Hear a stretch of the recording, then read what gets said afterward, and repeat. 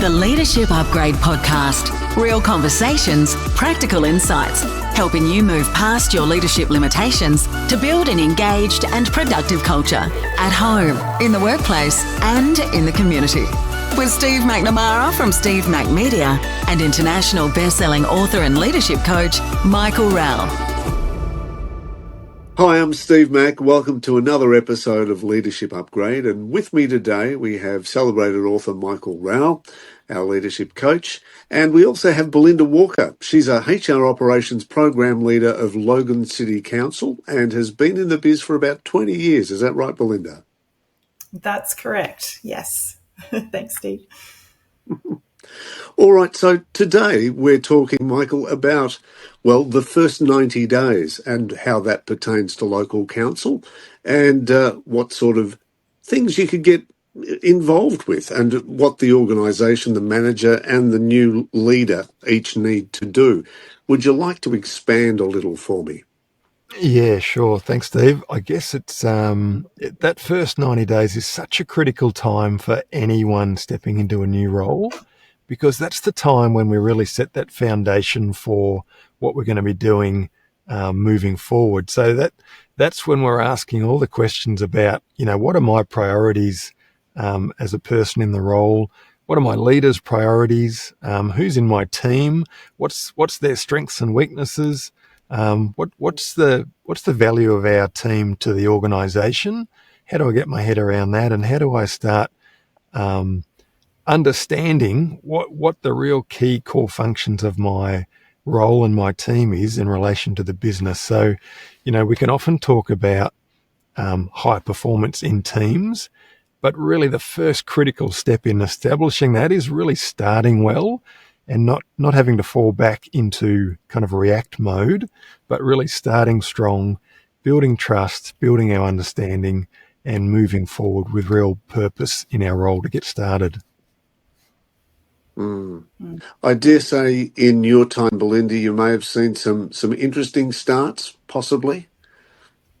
Yes, definitely. And I think the first 90 days is really important, and even less than that. In terms of when a new person is starting, it really sets the tone for their employment relationship. And if it's done well, it really sets, a creation of belonging, connection, and purpose. Sometimes I've spoken with people and, even years later, they can really remember and speak to that. And then it's something even so small, but it makes them feel valued and it goes a long way. And the opposite is also true, that when people are leaving the organisation, they might cite something from their very first week of employment, even though they've left 6 years later or decided to make that decision to leave 6 years later or so. Tell me, what sort of red flags would come up for you if you were guiding someone along in that first 90 days? What would you normally do? If it was me setting up a new team member directly as the leader of them, I would really be making sure that they're setting up for success by making sure that they've got the right understanding, the right context. If I've hired someone, I'm looking for someone who's got the capability to do the job. They've got the skills. But I need to make sure that I'm giving them the context, connecting them with purpose, connecting them with the right people, ensuring that they understand the lay of the land and their background. And while I don't want them to necessarily tread in the path of somebody else that's come before them, if they understand where it is and they can bring their own style, I suppose, to potentially even succeed where someone might not have in the past. Yeah, I think that's a really great point, because I know I've been in situations where I've had someone really lay out really clearly what the expectations and priorities were, and it really fills you with a sense of confidence of, right, I know exactly what I'm focused on here and what my manager or my leader is looking for and what the organisation's looking for. And it really does fill you with a sense of confidence to go forward and do that. Whereas I've also had other experiences where you sort of start and you kind of get a log in and you sit at your desk and go, okay, what do I do? So it makes such a difference to that person coming in to have that context around the expectations and the priorities of what we were looking to do straight off the bat. Yes, and even bigger than that, the wider context of what you're operating in, and also who your key stakeholders are and your customers. But even those that might not be so well known, those sort of other relationships, who are the key people that I need to get to know, and actually setting them up for success by going with them to meet those people, or setting up that meeting for them, and ensuring I do that in a very structured way if I was approaching it. And I think it has gone well for those individuals, and they say to me later, I really appreciate that you set that up in that way for me, because it made me feel like I knew who to talk to when about what different thing to set me on the right path.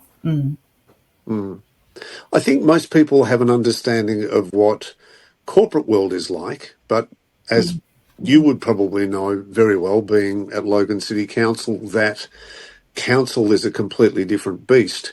And there's certainly a lot more people that you're trying to keep happy, a lot more perceptions that you're dealing with, a lot more stakeholders per se. Would you like to speak into that a little? Sure. I think for our council, we're quite large. There's about we're the seventh largest, I think, in Queensland, and there's around 77 of us. And we have 26 what we call branches, and they're quite different in their approach. So it's almost like you've got this conglomerate, this group of businesses that operate, even though then they've got quite separate, distinct, different things that are going on. In the government world, local government is the closest to the community. It's the grassroots. It's got the biggest opportunity to make an impact and a difference in terms of the community that it serves. And if people are aligned with that higher sense of not necessarily altruism, but that, connection to something bigger, then I think they're set up for success. If they have a mindset where this is the way we're going to go about it, this is my, not necessarily individualistic goals, it could be the right goal still, but if they aren't able to take that time to connect and collaborate and go across the organisation as well to get to that end goal, it can come at a real detriment. So you mentioned red flags before. For me, even though we've seen some fabulous performers join local government where they've had a mindset and of this is the way it has to be done, and a no budge kind of it's this way or no way, it hasn't ultimately succeeded. They've gotten too frustrated with the bigger mechanism that is government, and then they're not wrong. It's just that there's a different way to get to that end outcome, which actually could even be better because it's a collaborative, all-in approach. Yeah, I've really noticed that in the people that I speak with, Belinda, they might be just absolute A-grade fantastic performers in a different sector or a different industry. But a lot of the feedback I get from those kind of people coming into local government who may not have been there before is, I just don't understand this world. Like it's such a different culture to, like a multinational sales team or some other environment like that, where all those interdependencies that you're talking about, they're not part of that culture necessarily, and they've got more of a specific narrow focus on what they're trying to do. And obviously in local government, we have those focus and those environments as well. But there's always that surrounding context that I'm part of a bigger machine here and a bigger, I'm part of a team within a team within a team.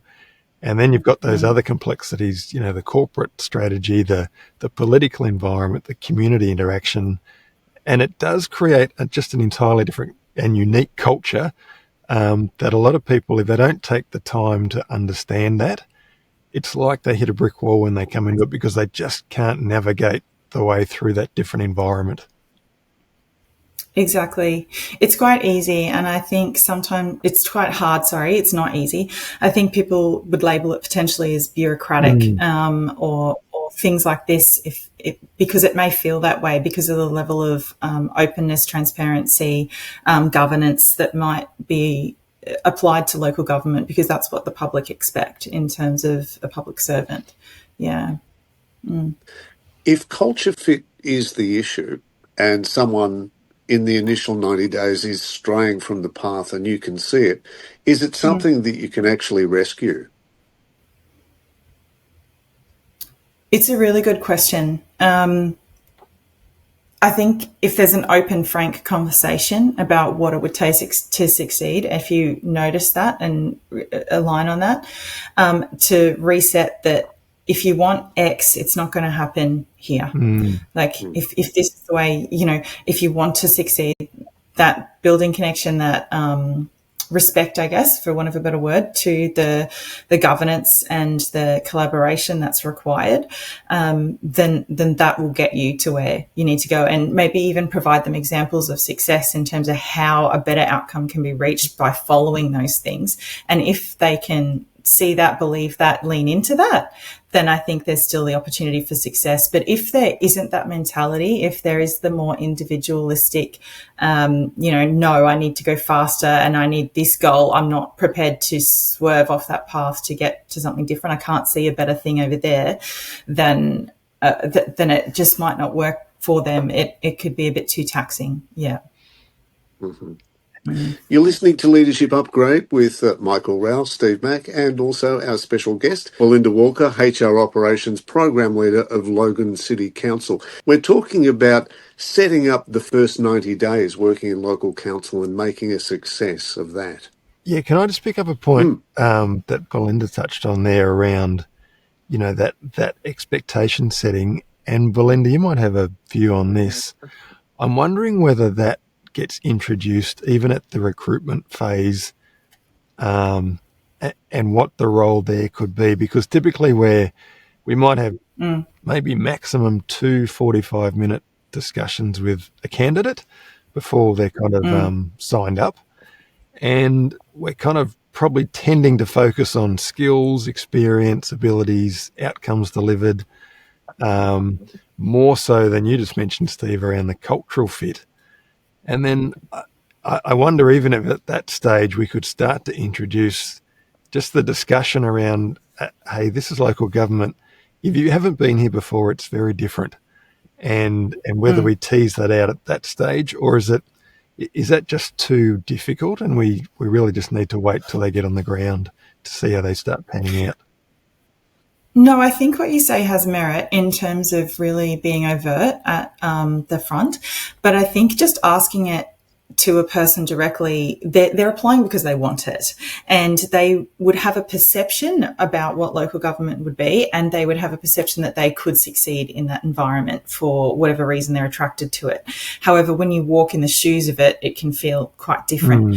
So I think overtly asking might not get the recruitment panel to feel comfortable. I think it would become more from contextual, behavioural based questions about, tell me about a time when you've had X type of challenge. Right. How did you go about collaborating with a group of different stakeholders which may have had competing priorities? I don't know, something like this. Yeah. And then explore that, the way they might have answered, because, past performance is the best indicator of future performance, allegedly. So that would be one way to maybe lean into it a bit if you did have a concern of someone moving from, private to public. That could help you, to do it. And you can have the overt conversation as well in terms of how would you go about facing X challenge, because we have it here. What say you to that? I want you to be clear, because it is a two-way street in terms of both the recruitment stage and the onboarding, probationary stage. Did you get sold the right type of job when you've come into it? Is this what you thought it was? Hopefully it is. Local government has a wonderful opportunity to provide, really broad, diverse, challenging, situations to overcome and really make an impact. And hopefully, that's what people get when they have the experience in local government. Yeah, and we're talking sort of about the capability, the context and the motivation. And you've got a fantastic model that you refer to as kind of this principle. Do you want to talk to us about that? Yes, sure. So a psychologist I work with, Chris Smith, he first introduced me to this model, and I love it because it's so simple but powerful. It really landed for me. What that is, it's three simple words, which is skill, will, and hill. So when we're looking at the performance of a person, they're the three things that really matter. So skill is, their knowledge and their capability. The will is their motivation and their drive. And the hill is the obstacles in their way. So ideally, as I sort of alluded to before, we're hiring people with the right capability, for them to succeed. And they're hopefully clearly motivated by applying. So our focus as a leader for them when they come in is about removing those hills, removing those obstacles that might be in their way for them to do their job, those barriers. Where does responsibility sit, do you think, between the person in the role, that person's manager, and then even the broader organisation about how do we move through these challenges and how do we set people up for success? How much responsibility sits with the organisation versus the person versus their direct kind of upline, do you think?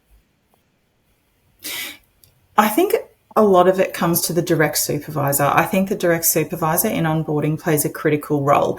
And in terms of, something like an ADCAR model or something like this from the ProSci kind of like change methodology, it's founded that we want to hear the most important things directly from our supervisor. That should be the person that's interacting with me about those most important things. Right. I would, however, like the context at a broader stage from higher up in the organisation, such as the CEO, sort of setting that broader tone strategy piece. So if there's the opportunity within that broader onboarding stage to have that information flow from that type of source, that's fabulous. But then in terms of that immediate success, it would be there.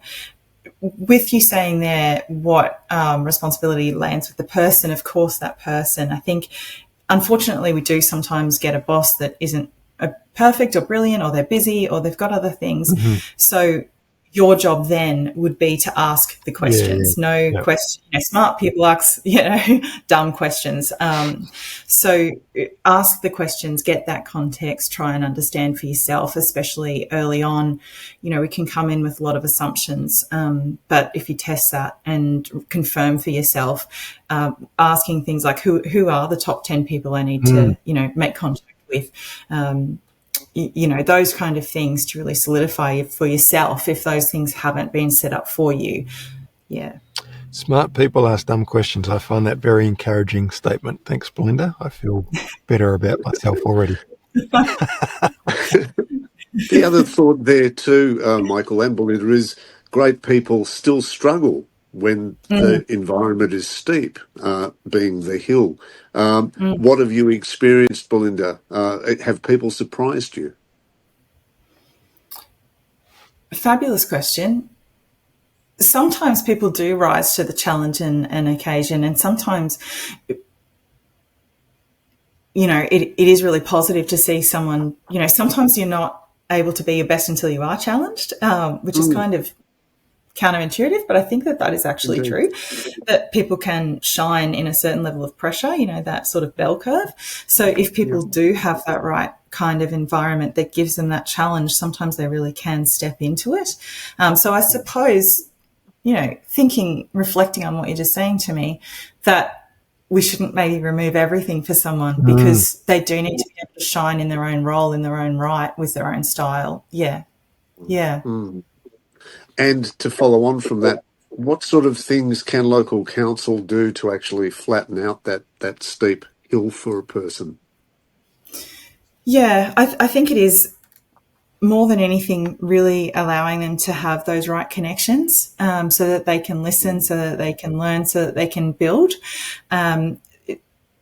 giving them that understanding of the landscape. If there's anything, giving them the right tools to do their job as well. So that might be the contacts, that might be a literal tool like, a computer that works or what have you.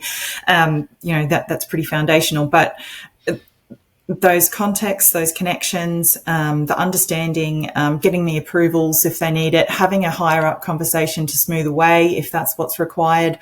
Those are the type of hills that I would see a manager leaning into and being able to get an obstacle out of somebody's way. I think that's a really important point, because sometimes people come in and all they want to do is do things and perform and start fixing things. And if we miss that first critical step that you've just outlined around listening getting an understanding of the context, the environment. We can be just kind of, breaking things in our effort to try and produce. And that's a really critical key, is to just take that first step to stop and assess and listen and have that feedback. And one of the other things when I was reflecting before coming on to the podcast, it was about a new starter isn't actually just on an island. There's a whole team that they're going to be connecting with.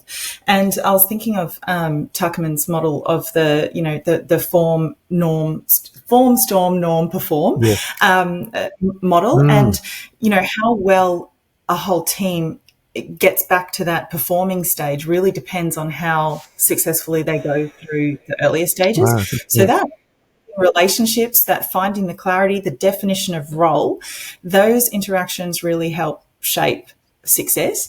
And it also, to bring in a popular term now, is it sets up that foundation of psychological safety, which allows then, great performance. So those agreed behaviours can really make a huge difference in terms of the support the individual feels, but also how quickly the team moves forward together. Thanks for joining us again. We're talking with Michael Rowell, author of Leadership Upgrade, and of course Belinda Walker's with us from Local City Council. She's the HR lead there and organiser, and quite an experienced HR person with 20 years under her belt of all sorts of different HR experiences, I'm sure.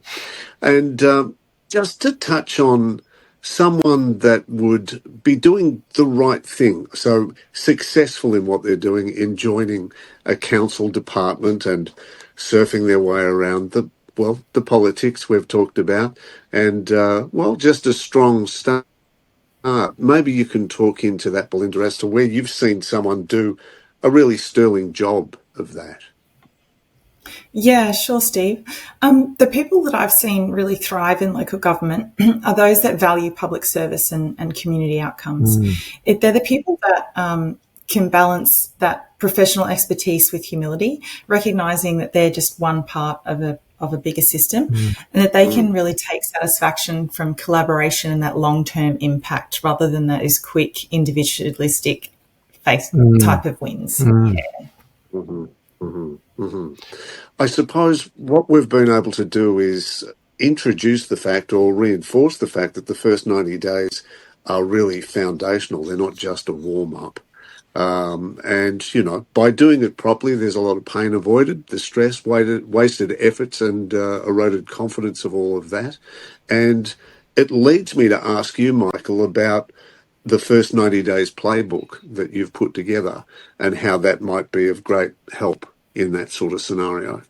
Yeah, look, it's a simple little model that we've developed based on the feedback and the discussions we've had with people over the journey around that. And the main thing is that when people start in a role, they have a plan.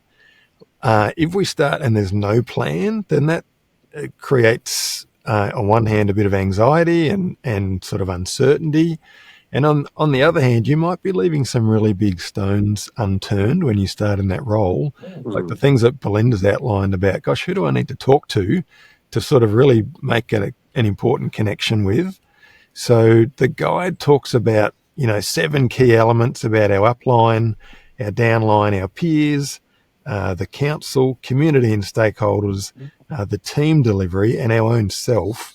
And it gives some KPIs, some actions and some reflective questions about just making sure we're covering the basics and keeping us moving in a positive fashion, and that we're not leaving those kind of really major key things neglected that could really have a negative impact on our ability to be successful in starting the role and then moving forward into the future. So that's kind of the framework and the genesis of the guide. And hopefully it just maps out that first 30, 60, 90 days for people. How do we go about getting our hands on one if we want one? It's free. You can head to www.leadershipupgrade.org and head to the podcast tab there, and you'll see this episode with the show notes, and you'll be able to download a free copy there. And we'd be more than happy to hear of people's feedback about that guide. Well, we've covered quite a lot in this little episode of Leadership Upgrade. And I think in closing, I might ask Belinda one piece of advice or an insight for leaders entering a new role in local government. What would be your final thoughts, Belinda? Yeah, if I had to offer one piece of advice to leaders starting in local government, it would be this. Your expertise got you the role, but your success depends on how well you learn and work within the system. Local government is complex and it's deeply interconnected. The leaders who thrive come in with curiosity, not certainty, and they take the time to understand the structures, the politics, the community context before trying to change things. Early on, it's less about proving yourself through quick wins and more about building trust, listening, learning about how things work. If you can do that, the impact you make will be far more meaningful and lasting. Wow. Fantastic. Words of wisdom there. Well, as I said, we've covered a lot of topics around starting out your first 90 days in local council. And I hope Leadership Upgrade's episode this time round has been of great help to you if you're currently in that sort of scenario. We're with Michael Rowell, of course, and he's always with us, celebrated author from Leadership Upgrade. And Belinda Walker, of course, HR Operations Program Leader from Logan City Council. I'd like to thank you very much, Belinda, for joining us. It's been great having you. Thank you. It's been a pleasure. Great stuff, Belinda. There you have it, another great episode of Leadership Upgrade, and we look forward to joining you next time. Thanks for joining us on the Leadership Upgrade podcast. For more leadership resources, training and coaching support, visit www.leadershipupgrade.org. Until next time, whether you're at home, in the workplace or in the community, keep leading.